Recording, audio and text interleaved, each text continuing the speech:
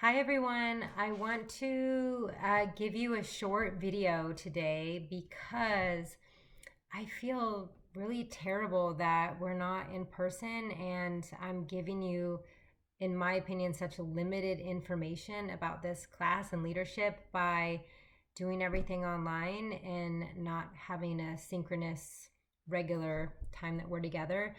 So, as I was thinking about this section on understanding yourself and this specifically the Strengths Quest and Pace Palette assessments, I wanted to give you a little bit more context about that so you didn't feel like you were totally teaching yourself.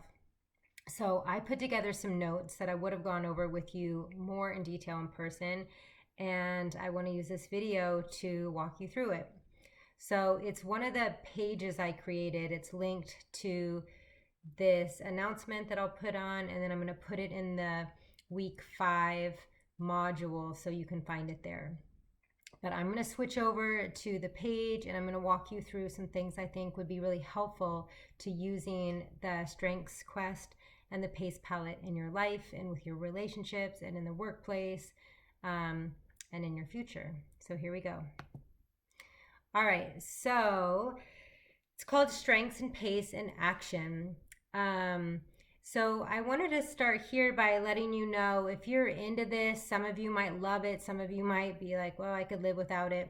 If you're one of those people that's, wow, I really want to find out everything I can, there's a book called Strengths-Based Leadership and a version called Strengths-Based Selling, where you can really look at your qualities in the context of managing, leading others, or marketing, sales, and business. So that's just for you. Oh, and there's also, I think, anyway, there's a whole series on them. But what I want to focus now is around leadership. And this is a chart that you'll find when you look up strengths-based leadership. And it divides the 24 strengths into 4 what they call domains. So executing are people with dominant theme, or I guess I go back. So people with executing strengths know how to make things happen. They don't just make plans, but they get them done. Influencing are people who know to take charge, speak up, and make sure the team is heard. So they can influence others and yeah, make sure their team is represented. Relationship building themes have the ability to build strong relationships that can hold the team together and make the team greater than the sum of all of its parts. So people who really have a focus on team building, collaboration, individual development, coaching, those kind of things.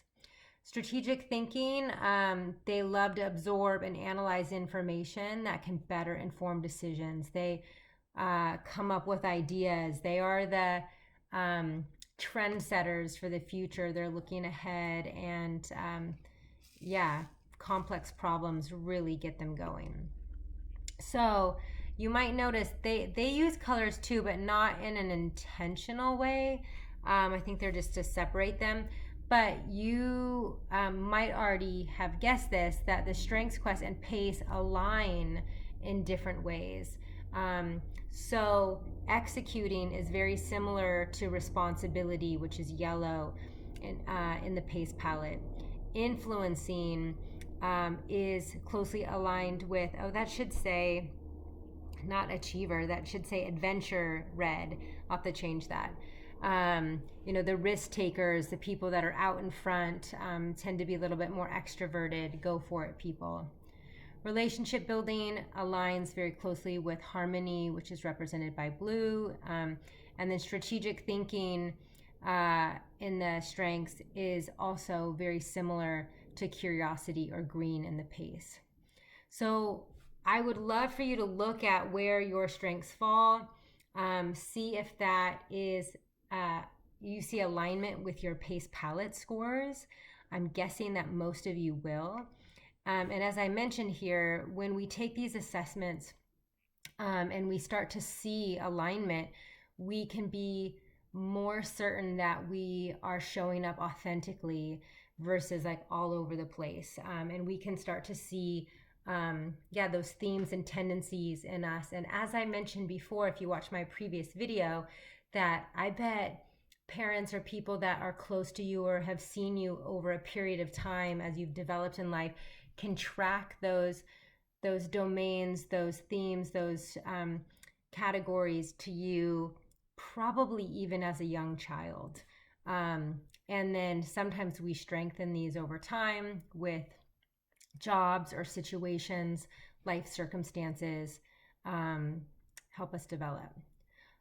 Something that I didn't write here that I want to mention is that yes, your strengths may change over time. I find that younger folks tend to be a little higher in influencing or risk taking by their nature, maybe a little bit more competitive, and get a little bit more executing responsible later in life as they might have kids or a job or a house, and they start practicing those other skills and strengthening them kind of like a muscle. And there are things that are true for us through and through. I've taken the Strengths Finder 4 times over 15 years, and I have a couple strengths that have been on there the whole time, and I have a few that have changed. And that doesn't mean that they're not still strengths, but other things have been developed a little bit more. Okay, so there's some other lenses to look at our strengths. This is another chart that you might look at, whether you're more someone that focuses more on tasks or people.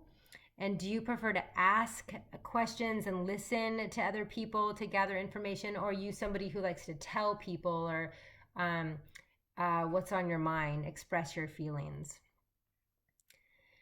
So how does conflict, this is a really interesting piece to your results. What the research says and what I've personally observed, that people who are different from us cause us challenges because they don't align with what is natural or preferred to us. The way they go about the project, the way they organize their lives, what they think about, what they prioritize, how they communicate can be challenging for us. So what shows up in the research is that people that are strong in relationship building or harmony tend to struggle the most with strategic thinking, curiosity people, and vice versa. So an example is that harmony people love connecting with people. They like it totally fills their well. They could love to work in groups. They love to connect, share stories, and are more easy to be vulnerable. They tend to wear their hearts on their sleeves. While curiosity people tend to be more independent, they tend to be more introverted, they tend to be more in their mind. So something that would not be unusual is that someone that's a relationship building harmony person might think like, oh my gosh, this strategic thinking person hates me. You know, they don't talk to me that much. They don't laugh at my jokes. They don't demonstrate care for me. And so if that came up to the strategic thinking curiosity person, it would not be unusual for them to say, what do you mean? Of course I like you. I'm not even thinking about you. I'm focused on this project. Because in truth, they probably are. They love research. They're thinking all the time about ideas, creations, what could be next. It's not that they don't care about people. They're just not as expressive, and it's not their number one priority most times. And again, that's a generalization. It's not true for everybody. Okay, so people strong in influencing and adventure tend to conflict most with people who are executing and responsibility-oriented people. So think about going on a road trip. Adventure people love to be spontaneous. They like trying new things, while responsibility-oriented people tend to like predictability and order, planning ahead. So if you're going on a road trip together, the responsibility-oriented person is going to do lots of pre-planning, have maybe a timeline, list of locations, might make reservations in advance, think about the risks that are taking, and yeah, be packed and ready to go, probably the night before. while an adventure-oriented person might be more comfortable with, the term winging it or making decisions as we go, or like, hey, like, let's just see what the weather's like. Let's see who we meet. Let's see what opportunities come, and not be so rigid. So those two folks could have a great adventure, but they might have some challenges with each other as well. So you might think, well, could you be strong in both categories? Yes, you can.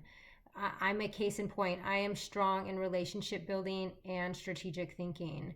And the way it works out for me is I really love to think about things, but I love to think about social type things, whether it be social justice, human development, team development. I get very strategic about humans and people, if you haven't noticed.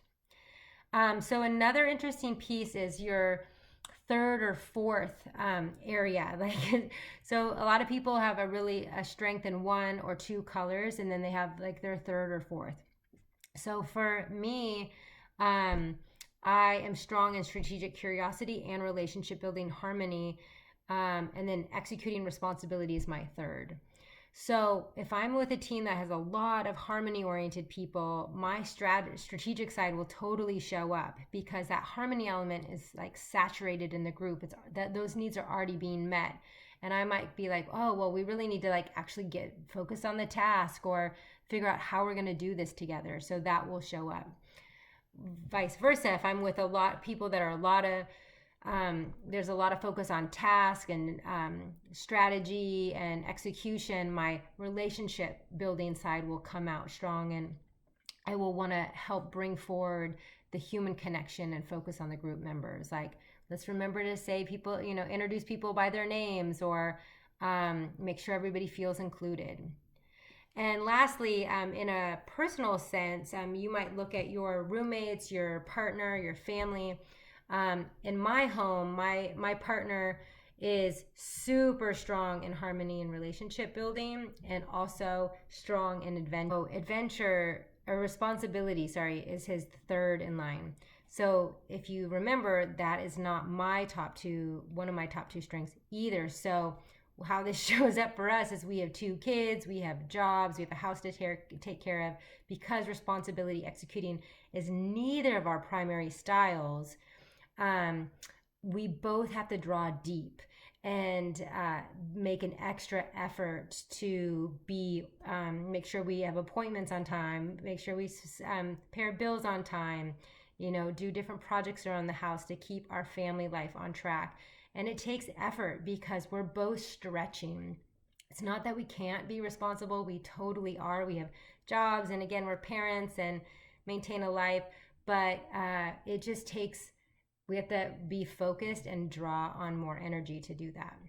So anyway, that's it for now. Hopefully this might have been helpful for you a little bit more, and I hope that you are able to take a closer look at your life and your relationships and the teams that you're on, and see how this information could help you, again, position yourself on teams and in your family, have conversations, have less judgment, and build, ultimately stronger relationships and stronger teams.